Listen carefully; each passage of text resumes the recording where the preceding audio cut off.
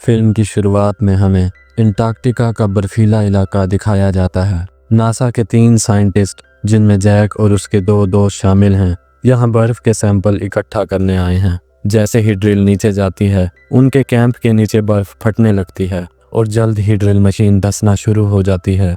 Jason भी तकरीबन उस छेद में गिरने वाला था, मगर जैक और फ्रैंक उसे सही वक्त पर पकड़ लेते हैं। जमीन में हजारों फीट गहरी एक दरार आ चुकी है और इन साइंटिस्ट का सामान दरार की दूसरी तरफ रह गया है। अब जैक अपनी जान पर खेलकर दरार के दूसरी तरफ कूद जाता है ताकि सैंपल वापस ला सके, और जब वो वापस छलांग लगाता है तो बर्फ उसके पैरों के नीचे से टूट जाती है और वो गिर जाता है। लेकिन उसके दोस्त उसे वापस ऊपर खींच लेते हैं, जहां से वो देखते हैं कि पूरी आइस शेल्फ कैसे टूट रही थी। कुछ वक्त बाद जैक न्यू दिल्ली में ग्लोबल वार्मिंग पर यूएन कॉन्फ्रेंस अटेंड करता है ताकि दुनिया के लीडर्स को बता सके कि धरती एक नए आइस एज से गुजरने वाली है जो पूरे प्लेनेट को जमा देगी। जब पॉलिटिशियंस पूछते हैं कि कितना वक्त बाकी है, तो जैक समझाता है कि इसमें सदियां लग सकती हैं, लेकिन अगर उन्होंने जल्द ही फॉसिल फ्यूल्स का इस्तेमाल बंद नहीं किया तो उनके बाद आने वाले इंसानों को इसका अंजाम भुगतना पड़ेगा। बदकिस्मती से पॉलिटिशियंस कहते हैं कि इस पर बहुत पैसा खर्च होगा और जैक के दिए गए सुझाव को टाल देते हैं। बिल्डिंग के बाहर लोग क्लाइमेट चेंज के खिलाफ प्रोटेस्ट कर रहे होते हैं और एक रिपोर्टर दिल्ली में होने वाली बर्फबारी पर कमेंट करता है, जो इस एरिया में पहले कभी नहीं हुई थी और जिसकी वजह से शहर में अफरा तफरी फैल रही थी। कॉन्फ्रेंस के बाद जैक टेरी से मिलता है, जो national oceanic and atmospheric administration में काम करता है। टेरी जैक की बातों से सहमत था और वो दोनों थ्योरी शेयर करने के लिए साथ निकल जाते हैं। कुछ दिन बाद स्कॉटलैंड में टेरी के मॉनिटरिंग स्टेशन पर एक एम्प्लॉय नोटिस करता है कि समंदर में एक जगह पर तापमान में बहुत बड़ी गिरावट का सिग्नल मिल रहा है, मगर उसका साथी समझता है कि शायद किसी बड़ी लहर की वजह से ऐसा हुआ होगा। जब टेरी वापस आता है तो वो उसे इस बारे में नहीं बताते। दूसरी तरफ हमें जापान दिखाया जाता है, जहां अचानक आसमान से बहुत बड़े बड़े बर्फ के टुकड़े गिरने लगते हैं। वो गाड़ियों और बिल्डिंग्स को तबाह कर देते हैं और कुछ लोगों की जान भी चली जाती है। दूसरी तरफ अमेरिका में हरिकेन न्यूलानी की रिपोर्ट्स ने वेदर एक्सपर्ट्स को हैरान कर दिया है। ये अब तक का रिकॉर्ड किया गया सबसे ताकतवर हरिकेन है जो सैकड़ों लोगों की जान ले रहा है। इंटरनेशनल स्पेस स्टेशन पर एस्ट्रोनॉट्स धरती के आसमान पर अजीबोगरीब बड़े बड़े तूफान बनते देख रहे हैं। इसी दौरान जैक का बेटा सैम अपने दोस्त ब्रायन और अपनी क्रश लॉरा के साथ न्यूयॉर्क जा रहा होता है। इन सब ने न्यूयॉर्क में एक कंपटीशन में हिस्सा लेना था। सैम को जहाज में बैठने से डर लगता है और वो तब और भी नर्वस हो जाता है जब प्लेन एक बड़े तूफान में दाखिल होता है, जिससे वो हिलने लगता है। अचानक पायलट ऐलान करता है कि कुछ झटके महसूस हो सकते हैं, इसलिए सब सीट बेल्ट्स बांध लेते हैं क्योंकि प्लेन बहुत जोर से हिल रहा होता है और बैग्स कॉरिडोर में गिरने लगते हैं। ये सब ज्यादा देर नहीं चलता और सैम को एहसास होता है कि उसने लॉरा का हाथ पकड़ा हुआ है, तो वो उसे छोड़ देता है। जब वो न्यूयॉर्क पहुंचते हैं तो परिंदों के एक बड़े झुंड को वेस्ट की तरफ जाते देखते हैं। ऐसा महसूस होता है कि परिंदे किसी चीज से डर कर भाग रहे हैं। असल में फार्म और जू के जानवर भी अजीब बिहेव करने लगते हैं, जैसे वो डर रहे हों। सब लोगों को घबराहट का एहसास होने लगता है कि कुछ बहुत बुरा होने वाला है। सैम और उसके दोस्त कंपटीशन में जाते हैं और काफी अच्छा परफॉर्म करते हैं, मगर सैम ये नोटिस करता है कि दूसरे स्कूल का एक लड़का जेडी लॉरा के साथ फ्लर्टिंग कर रहा है। बाद में मॉनिटरिंग स्टेशन में टेरी फाइनली उस डिवाइस को नोटिस करता है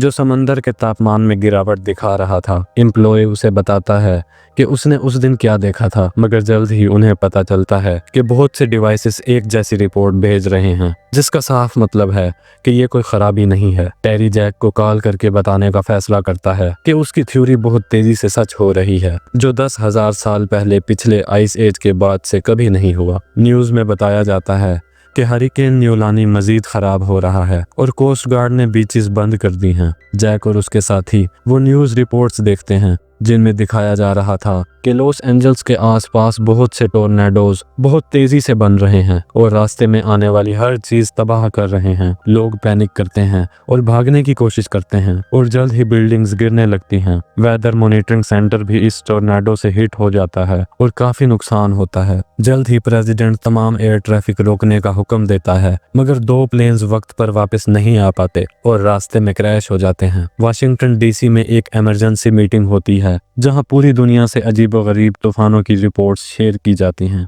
टेरी की कंफर्मेशन की वजह से जैक समझाता है कि ये नॉर्थ अटलांटिक करंट्स की वजह से हो रहा है जो पोलर आइस के पिघलने से मुतासिर हो रहे हैं। वो ये भी बताता है कि ये अभी शुरू हुआ है और जल्द ही मजीद ख़राब हो जाएगा। मगर क्लाइमेट शिफ्ट अभी भी सिर्फ एक थ्योरी है, इसलिए जैक का बॉस उसे गवर्नमेंट को भेजने के लिए सबूत ढूंढने के लिए 48 घंटे देता है। फ्रैंक, जेसन और नासा की मेट्रोलॉजिस्ट जेनेट की मदद से जैक एक अच्छी रिपोर्ट लिखने पर सख्त मेहनत शुरू करता है और उन्हें पता चलता है कि धरती पर नया आइस एज आने में सिर्फ 6 से 8 हफ्ते बचे हैं। अगले दिन जैक को सैम की कॉल आती है जो बताता है कि वो न्यूयॉर्क में फंस गया है क्योंकि मुसलसल बारिश ने शहर में फ्लड पैदा कर दिया है और काफी जगह बंद हो चुकी हैं। लोग पहले ही पैनिक कर रहे हैं और सुपरमार्केट्स को लूट रहे हैं। जैक वाइस प्रेसिडेंट से मिलता है और बताता है कि सिचुएशन क्रिटिकल है, इसलिए इवैक्यूएशन शुरू करनी चाहिए, मगर वाइस प्रेसिडेंट उसे इग्नोर कर देता है। इस दौरान नॉर्दर्न यूरोप में पिछले 24 घंटों से ऐसी तेजी से बर्फ गिर रही है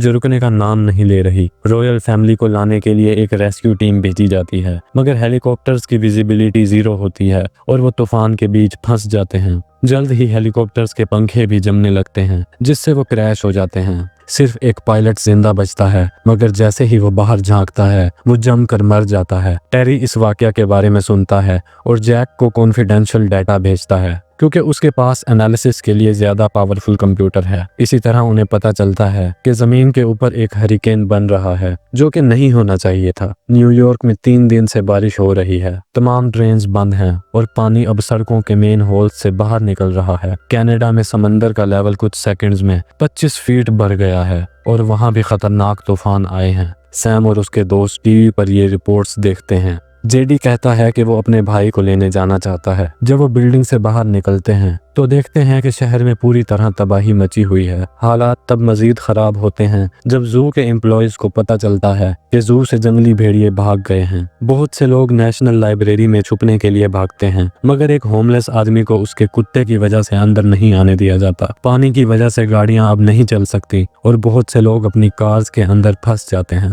सैम का ग्रुप भी लाइब्रेरी की तरफ भागता है, मगर लोरा एक कार में फंसे परिवार की मदद करने के लिए पीछे रुकती है और उस दौरान उसकी टांग जख्मी हो जाती है। अचानक एक बहुत बड़ी सुनामी कहीं से आती है और स्टैचू ऑफ लिबर्टी से टकरा जाती है और धीरे धीरे शहर को अपने अंदर ले लेती है, जिससे हजारों लोग मारे जाते हैं। सैम वापस सड़क पर भागता है ताकि लोरा को पकड़कर लाइब्रेरी के अंदर ले जा सके, इससे पहले कि लहर उस एरिया को कवर कर ले। वो लाइब्रेरी की पहली फ्लोर तक पहुंच जाते हैं। कुछ देर बाद जैक अपनी कैलकुलेशंस खत्म करता है और टेरी को कॉल करता है। वो बताता है कि हवा बहुत तेजी से नीचे आ रही है, जिससे कनाडा, स्कॉटलैंड और साइबेरिया में तूफान बन रहे हैं जो बड़े होते जा रहे हैं और जल्द दूसरे इलाकों तक पहुंच जाएंगे। उनका 6 हफ्तों का अंदाजा गलत था। नया आइस एज शुरू होने में सिर्फ 48 घंटे लगेंगे। वो इसे रोकने के लिए कुछ नहीं कर सकते, सिर्फ जाने बचा सकते हैं। उसी वक्त जैक को न्यूयॉर्क के हालात का अलर्ट मिलता है और वो अपनी बीवी लूसी से मिलने भागता है। न्यूयॉर्क में तमाम सर्वाइवर्स लाइब्रेरी में पुरसकून होने की कोशिश कर रहे हैं। किसी के फोन पर सर्विस नहीं है, इसलिए सैम पे फोन ढूंढता है। वो एक पानी से भरी फ्लोर पर जाता है और फौरन अपने पेरेंट्स को कॉल करके बताता है कि वो ठीक है। जैक उसे बताता है कि असल में क्या हो रहा है और अपने बेटे से कहता है कि अंदर ही रहना क्योंकि तूफान मजीद खराब होगा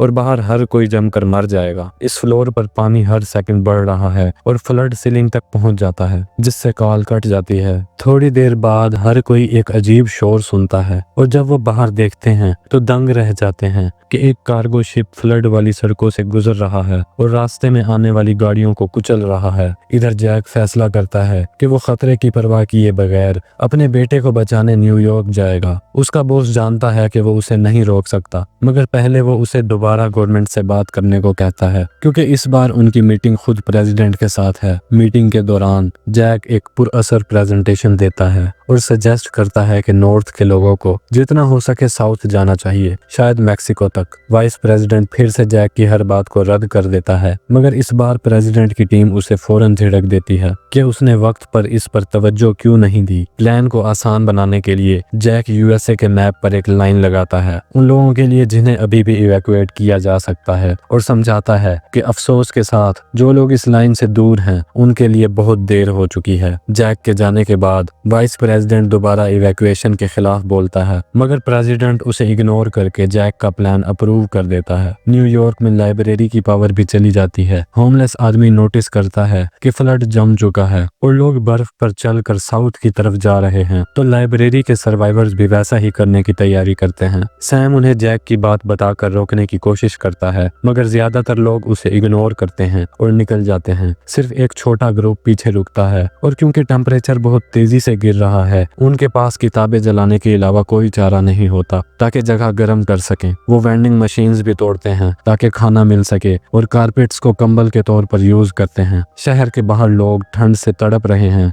और लाइब्रेरी छोड़ने पर पछताते हैं। उनमें से कुछ मरना शुरू हो जाते हैं। इसी दौरान मैक्सिको अपने बॉर्डर्स बंद कर देता है क्योंकि वो मजीद अमेरिकन रेफ्यूजीज को नहीं संभाल सकता। तमाम रोड्स पर ट्रैफिक जैम है, इसलिए लोग गैर कानूनी तरीके से समंदर पार करके मैक्सिको पहुंचते हैं। कुछ घंटों बाद ट्रैफिक फाइनली दोबारा चलना शुरू होती है क्योंकि अमेरिकन प्रेसिडेंट ने एक डील कर ली है। वो तमाम लैटिन अमेरिकन का कर्ज माफ कर देंगे अगर वो बॉर्डर्स खोल दें। जैक की तरफ वापस आए तो वो फ्रैंक और जेसन को साथ लेकर सैम को ढूंढने निकलता है। अब उनके पास स्नो शूज यूज करके पैदल चलने के अलावा कोई रास्ता नहीं है और वो एक रस्सी से आपस में बंधे होते हैं। वो कुछ घंटों तक मुसलसल चलते हैं, मगर बर्फ की वजह से उन्हें नहीं पता कि वो किस चीज पर पांव रख रहे हैं। और एक मौके पर वो एक बिल्डिंग से ऊपर चल रहे होते हैं। शीशा टूट जाता है और फ्रैंक फौरन अंदर गिर जाता है और दूसरों को भी अपने साथ खींचता है। जैक दोबारा अपनी कुल्हाड़ी से खुद को रोक लेता है, मगर उसके नीचे का शीशा भी फटने लगता है। पहले फ्रैंक रस्सी का सिरा काट देता है ताकि उनका मेन सप्लाईज बैग बच जाए, मगर ये काफी नहीं होता, इसलिए फ्रैंक अपनी रस्सी भी काट देता है। उसके दोस्त उसे आवाजें देते हैं, मगर फ्रैंक गिरकर मर जाता है। उसके बाद जैक और जेसन रात गुजरने के लिए टेंट लगा लेते हैं। व्हाइट हाउस में प्रेसिडेंट को भी इवैक्यूएट किया जाता है, मगर कुछ ही देर बाद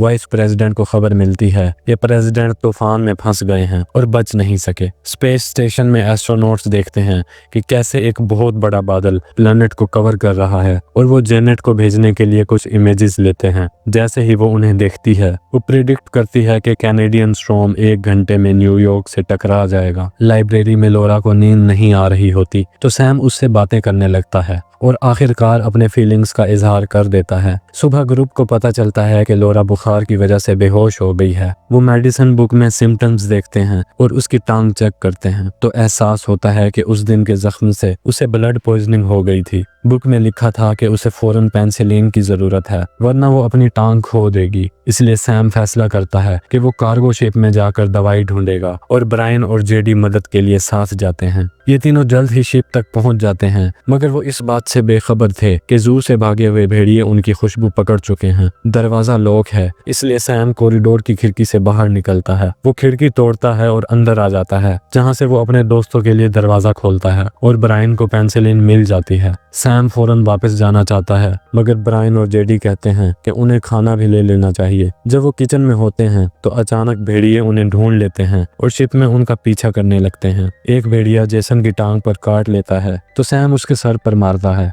जब तक वो उसे छोड़ नहीं देता और वो अपने पीछे दरवाजा बंद कर देते हैं। उसी वक्त तूफान फाइनली न्यूयॉर्क को कवर कर चुका होता है। सैम ये नोटिस करता है और वो एक प्लान बनाता है। वो भेड़ियों को कमरे से बाहर लालच देकर निकालेगा ताकि उसके दोस्त दरवाजा लॉक कर सकें। फिर सैम बाहर की दीवार पार करके दोबारा खिड़की यूज करने की कोशिश करता है, मगर उसका पांव टूटे हुए शीशे पर पड़ जाता है। वो तेजी से भागना शुरू करता है और कुछ टर्न्स के बाद उन्हें एक कॉरिडोर में फंसाकर दरवाजा लॉक कर देता है। वो सारा सामान और जख्मी जेडी को एक बोट पर रखते हैं और उसे शिप से बाहर खींचते हैं। ठीक उस वक्त जब उनके आसपास की बिल्डिंग्स जमने और गिरने लगती हैं, ब्रायन और सैम को जेडी को उठाकर लाइब्रेरी की तरफ भागना पड़ता है, जहां वो गर्म कमरे में दाखिल होते हैं इससे पहले कि बाकी बिल्डिंग जम जाए। ग्रुप फौरन आग को मजीद तेज करने पे काम करता है। बर्फीले इलाके में जैक और जेसन आगे बढ़ रहे हैं, मगर थकावट की वजह से जेसन गिर जाता है और जैक को उसे बर्फ में घसीटना पड़ता है। जब उसे तूफान का पता चलता है, वो फौरन बर्फ में खोदना शुरू करता है और एक खुला वेंट ढूंढ लेता है, जिससे वो जेसन और खुद को अंदर फेंक देता है, इससे पहले कि ये एरिया भी जम जाए। कुछ घंटों बाद जेसन की आंख खुलती है तो वो देखता है कि टेंट लगा हुआ है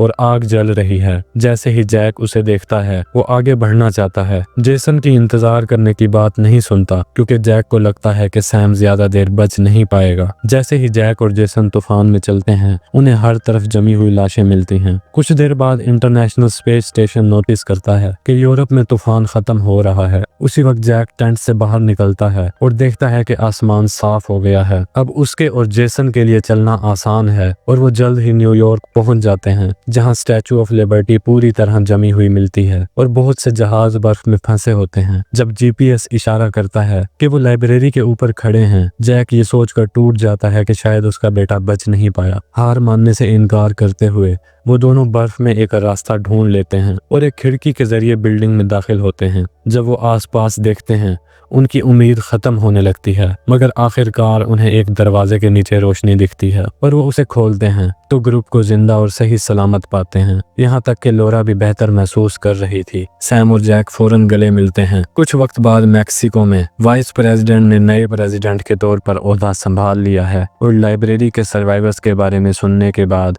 वो टीवी पर ऐलान करता है कि वो गलत था और वो अब नॉर्दर्न स्टेट्स में फंसे लोगों को निकालने के लिए एक बड़ा रेस्क्यू ऑपरेशन शुरू करेंगे। जल्द ही हेलीकॉप्टर्स न्यूयॉर्क पहुंचते हैं और पूरे ग्रुप को ले जाते हैं। उन्हें दूसरी बिल्डिंग्स में भी बहुत से सर्वाइवर्स मिलते हैं। इंटरनेशनल स्पेस स्टेशन पर एस्ट्रोनॉट्स धरती को देखते हैं और कहते हैं कि उन्होंने आज तक इतनी साफ हवा कभी नहीं देखी, और इसी सीन पर इस फिल्म का एंड हो जाता है।